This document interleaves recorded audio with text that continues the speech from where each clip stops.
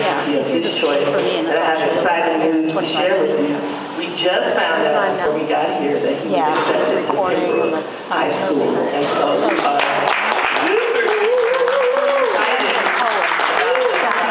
walked it on down. So people always think that I write his poems, and I have to confess to you all that he doesn't even let me see his poems.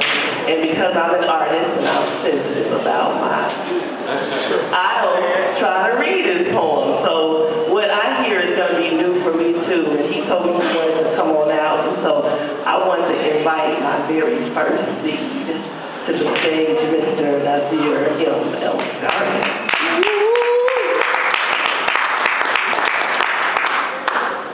Hello, can you hear me? Yeah. As you said, I'm Nazr El-Scari.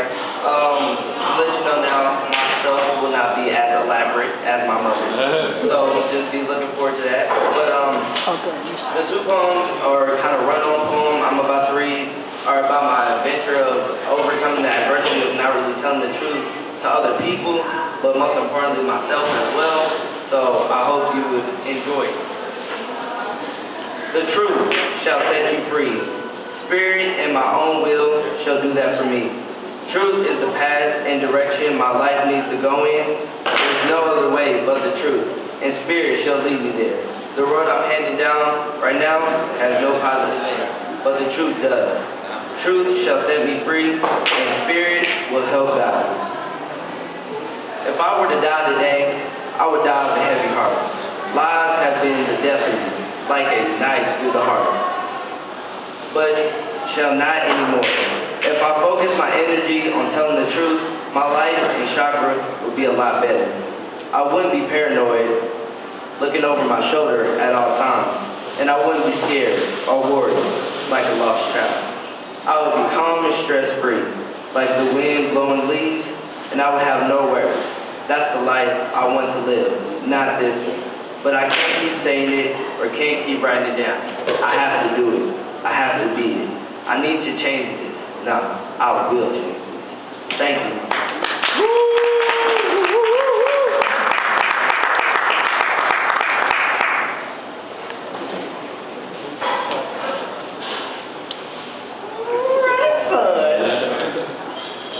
Well, I celebrate that with you. Let me know how I can help you. Sometimes it's good ass kicking. Sometimes it's love. We all gotta walk down our thing, so I hear you. So, I want to honor, that everyone is here and present and all of that. And that this room is not really a reflection of this institution. And so I had the chance to spend 12 years here as a full-time staff member directing the Upper Bound program, but I also got my master's degree. And those are two very different areas to be employed somewhere and then also to go to school.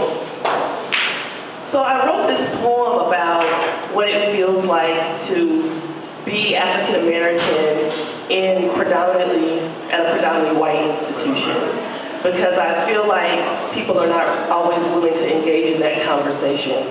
And as long as, when we have organizations like this, you have a community. And so for me, community is what gives me personal power. Karina is a part of my poetry community. And when you are around powerful poets who are also doing their thing, that feeds your spirit. If you are the best person around you, you need to pick a new community. If you are the best of all your friends in every area, you got to pick some new friends.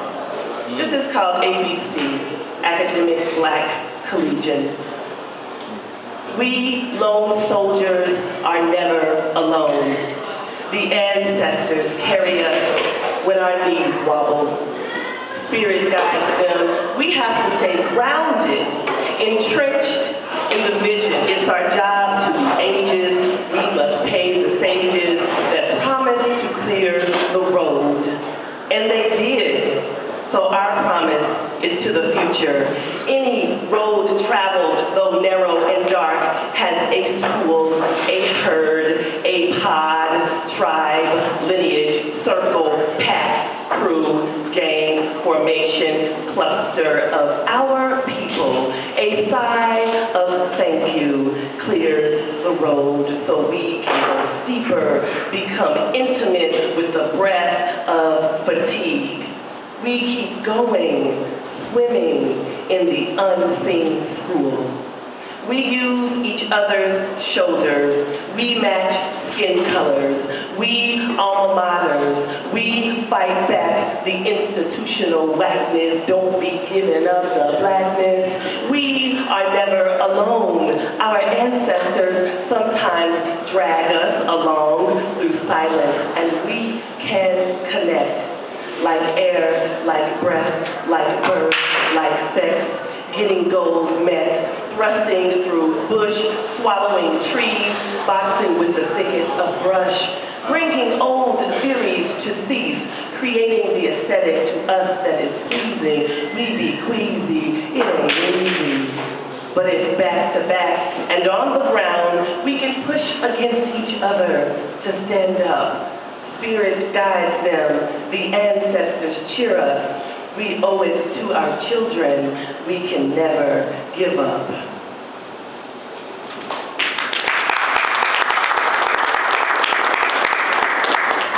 I just want you all to know that, and I don't want to speak too long, but you're not going to make it through this institution without having somebody that looks like you have your back. And you have to have that in a mentor.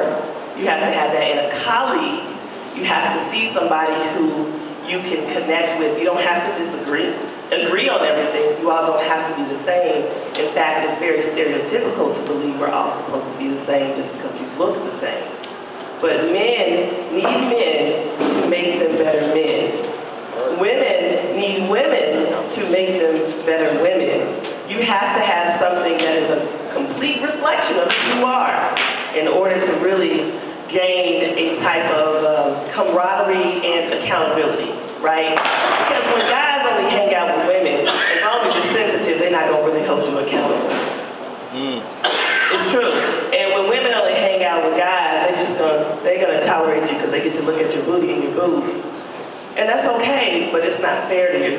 So make sure you have somebody that looks like you in your community. I wrote this poem because I feel like the adversity that I am currently facing has a lot to do with the ideas that men and women have in their heads about what men and women should be doing.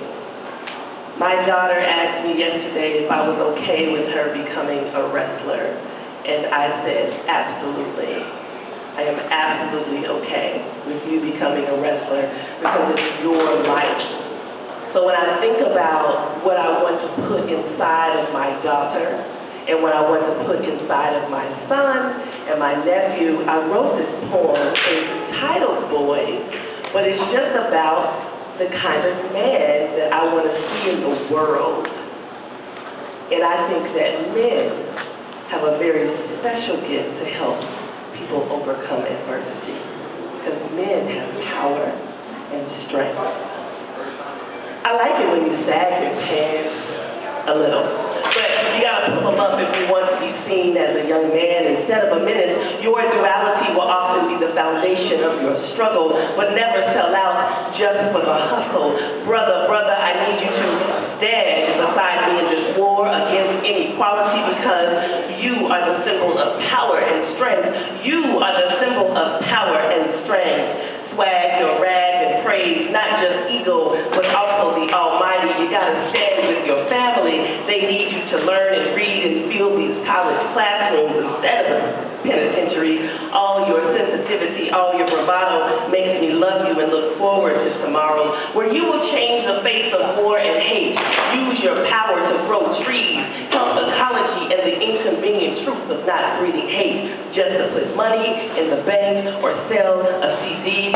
You are the symbol of power and strength. So even when you holler God's name, don't be ashamed to stand beside us. Hold us all up with your strong shoulders. Throw not wicked boulders of oppression and domestic violence. Keep your vibration always higher, but don't get caught up in weed and spoil your seed. Lay it everywhere without selection, and you don't have to be married, but be careful where you place that erection. Proceed carefully when you use your speech, and instead of a bitch, tell her she's a peach.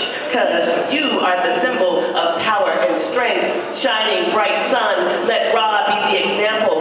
Shining bright sun, know that mercy is about power, and get yourself in check. Don't let video games control your ability to analyze and look within, and don't forget to listen to when your mama sings and you're talking all that gang, like keep your nails trimmed and clean and stay oiled up. You know, the legacy of keeping it real.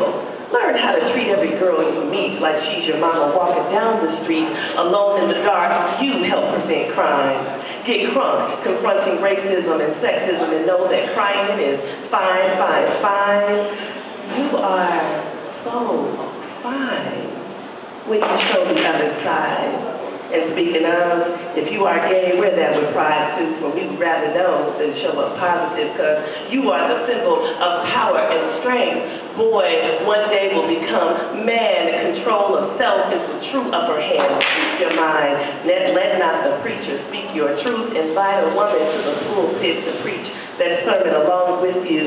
She is the one that carries you in womb and war. Whether you choose corporate pointed-toed shoes or work with your hands like Booker T said to do, remember to sweep that street with nothing but the pride in you. Learn to create love with your hands and heart, and learn to take direction. And in addition to your fellow man, ask a woman, she'll help teach you your lesson. Thank you.